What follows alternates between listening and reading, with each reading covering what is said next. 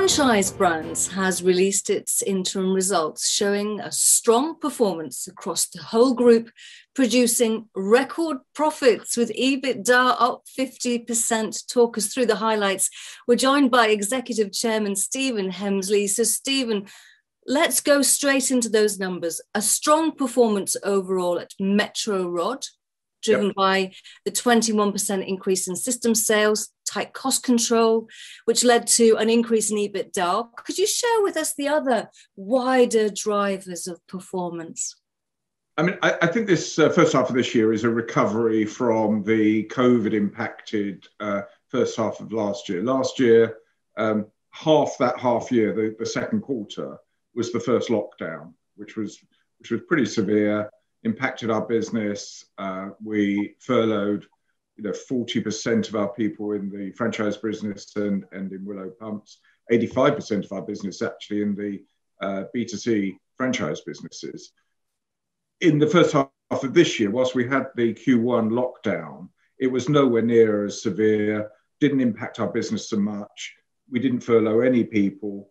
So it's a strong recovery from that base, albeit within the different quarters, different results. So if you compare Metro Rod first quarter of this year with the first quarter of last year, first quarter of last year was very strong, 19% growth. So we were up against a tough comparative, and as a result grew, because of the lockdown, we grew by only 2%, but then bounced back very strongly, over 40% growth in the second quarter.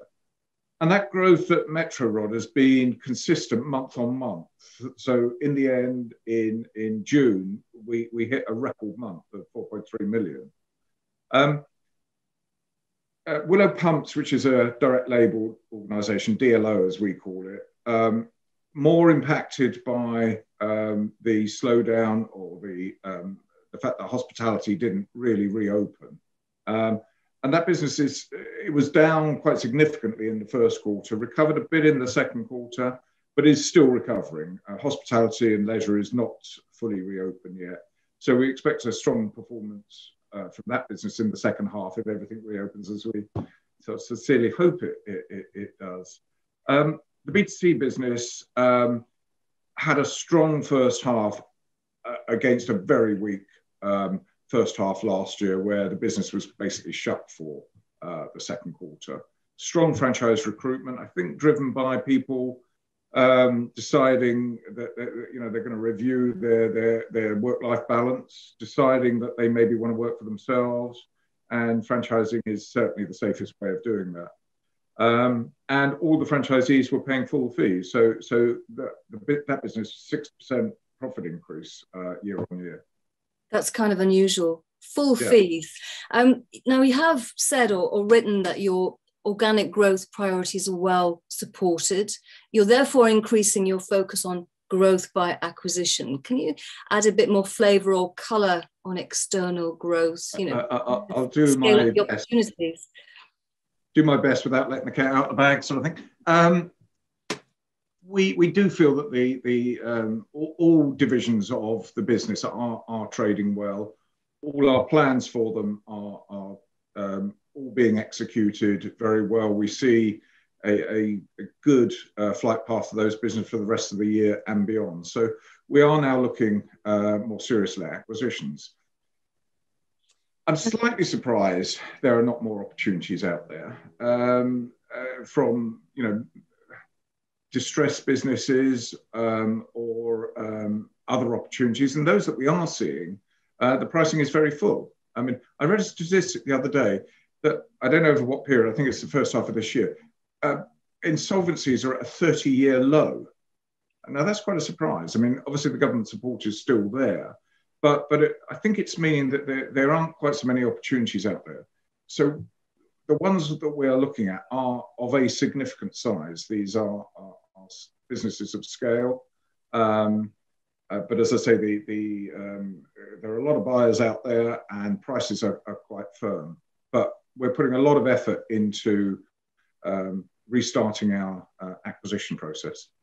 So, okay, so I think that that's going to keep you on your toes, and I kind of think that's what you like. And if there are opportunities, you'll certainly, or hopefully, find them. Finally, you've said the full year will be ahead of expectations, and you've reaffirmed your 3-year strategic financial targets.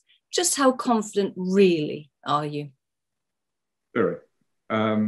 Yeah, as I said earlier, the business has improved month by month, every month this year from the Q1 lockdown. We see that continuing. We see other external factors coming in that will give us more tailwinds, like the reopening of hospitality. So we're very confident the upturn of this year, and you may have seen this morning that analysts have upgraded their expectations for the year. And that feeds into then our 3-year forecast of run rate EBITDA of 15 million on 100 million turnover by the end of 2023. We think the organic element of that is underpinned. The job left to do is the acquisition element of that plan. We raised money April last year to make sure that we were very resilient through the COVID crisis. That remains unspent. The plan is predicated on investing that in earnings enhancing acquisitions that we have left to do. And that is probably what we'll be talking about next time you and I meet. I sincerely hope so. Stephen Hemsley, Executive Chairman of Franchise Brands, thank you very much indeed for joining us.